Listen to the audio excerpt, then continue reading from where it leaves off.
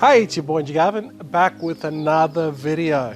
In this video, we're going to do a reply from Nadia, and Nadia basically asked, can I do a more in-depth video about product sourcing and the barcodes, how the barcodes work, and also can I do a video on if I can start a business for, let's say, $3,000 to $5,000? Because I actually mentioned in my previous video that you really need about 10K.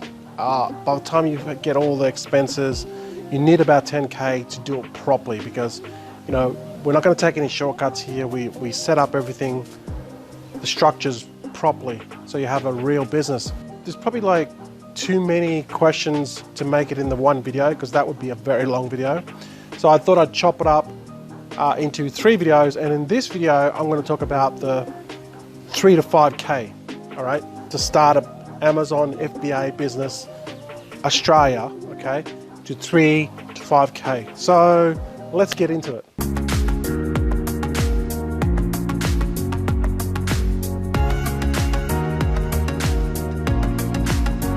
Okay, so doing the 3 to 5K, she said basically, can I start with a smaller amount and smaller quantities?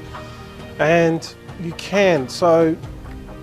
But let me just put it in context. I advise people not to go bigger quantities on a certain item, especially when you're first starting off, because you don't know whether that product is successful. And last year, I did this exact same thing and it didn't work out that well. So what I did was I just followed exactly like you see from many Amazon courses, right? Especially the ones from America. They say, load up, buy 500 units, then bring that into Amazon. And here's the problem, that there's 2 problems with that. Now we're talking about Amazon Australia. Number 1, you can't fit 500 units into Amazon Australia. They have a limit of 300 units standard size and 100 units oversized. So just off the bat, you cannot do that. And 2, if you get such a large quantity, you're putting a lot of risk into the product that hopefully will sell. But if it doesn't sell, or it's a really, really slow seller, you've got a lot of money tied up in that inventory, and it might take a year to sell for that product. And that is exactly what happened to me last year. It's still trickling over, I'm still selling, but it's taking forever to sell this one product. Okay, so that's why I don't advise you to go large. Say spend $3,000 to $4,000 on one product. That is why I recommend that you just go wide. Always go wide. Do like 10 pieces, 20 pieces, and get 10 different items to start off the bat.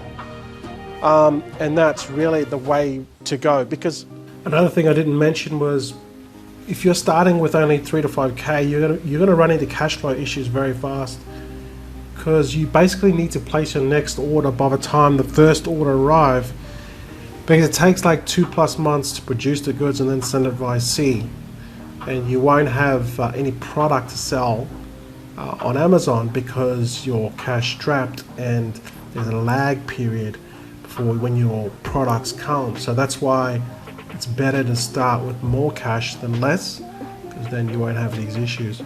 We don't have the sophisticated software that Amazon USA have, and even then, that software, it isn't 100% reliable, because there's other factors, human factors, that happen.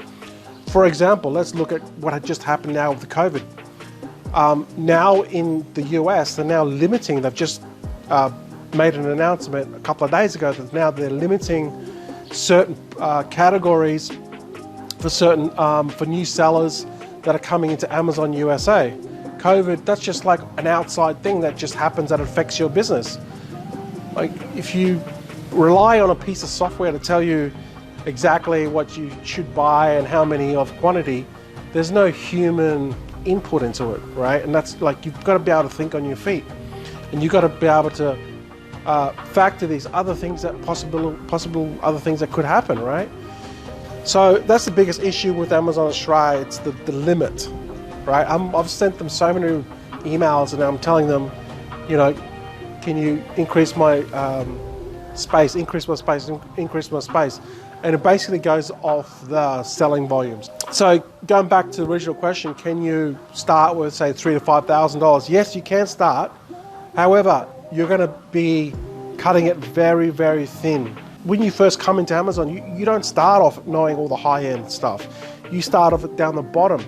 And that's the difference, see, because you don't have the experience. So when you bring in a product, it's going to be very difficult for you to, I mean, it is possible, but you could fluke it, but it's going to be difficult for you because you simply don't have the experience, and you don't have like, from actually doing it over and over and over again, you start to pick up things, you start to spot gaps in the market, you know, the procedure of the best way to get the product there, with the least cost, you know, which supplier to go to, you know, which forwarder to use, you know, how to basically save money and squeezing the most profit out of the whole logistics chain that process that you got to go through. But you see, when you're just starting off, you don't know that. So this takes time. So if you're going to start off with 3 to 5K, you're spreading yourself very thin, but it is possible because, you know, you could just get a product and just fluke it and just like get a winner. I mean, it does happen, but more likely it won't happen because you've always got to think like the 80-20 rule, all right? Always think 80-20 rule. And that's why in 2020, I've gone to a totally different strategy of, instead of ordering large on one item, go small quantity on multiple items. So you've got to factor the 80-20 rule. And that is, you may think that the products are based off the information that you get from Amazon, right? You know, it's a high seller. There's other sellers selling that product. You can bundle it different, and you know that the product's going to sell, right? So you go for like this very similar item, okay? Because you know it's already selling well, and you get your item in, but you don't really know if it's going to sell. So by getting 10 items, you'll know definitively once you bring it into Amazon if it starts selling, provided that, you know, you've done everything properly, which is, you know, you've differentiated, you've got good product images, you've made a good description, you start to run some PPC to it, and you give it every possibility that people are going to buy it. If it's a dud, then you've only bought 10 units. That's the best way to go about it, because, and this process does take longer. It takes longer to do this process. It really does, because your initial 10, you know, you'll get that in, and then you're going to wait like a month for it to come in, and then by the time you go to the images and all this sort of stuff, the listings, you know, it might take a couple of months. It might even take 3 months for you to figure out which ones are actually selling or not. Then you got to repeat that process. So when you're first starting off, you really can't afford to make mistakes. You really can't, because you've only got $3,000 to $5,000. You can't really afford to. So yes, it is possible, but you're spreading yourself thin. Just already say in your mind that you're going to get 10 products, 8 of them are going to fail.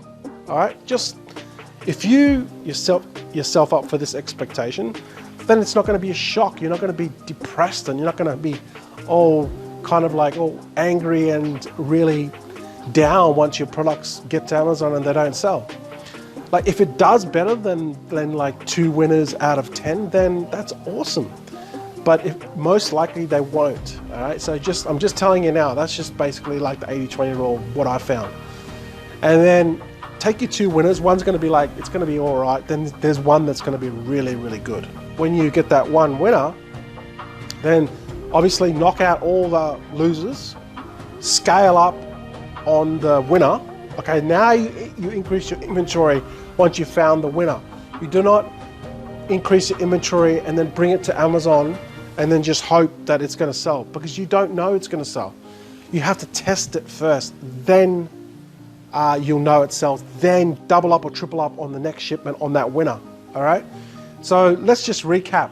Is it possible to start that Amazon business for like 3,000 to 5,000? Yes, it is possible, but you're going to be cutting corners when you first start. All right. I'm just going to tell you now, you're going to be cutting corners. You'll probably be doing just a sole trader, all right, you've been paying the most tax. You're just doing the bare bones, okay? So you get the product, you bring it over. You can do it. You get your 10 products, just get 10 pieces of the 10 products, figure out which ones are the sellers, which one are the winners, and then double up. So let's say, for example, you got 10 products. Each product costs $10.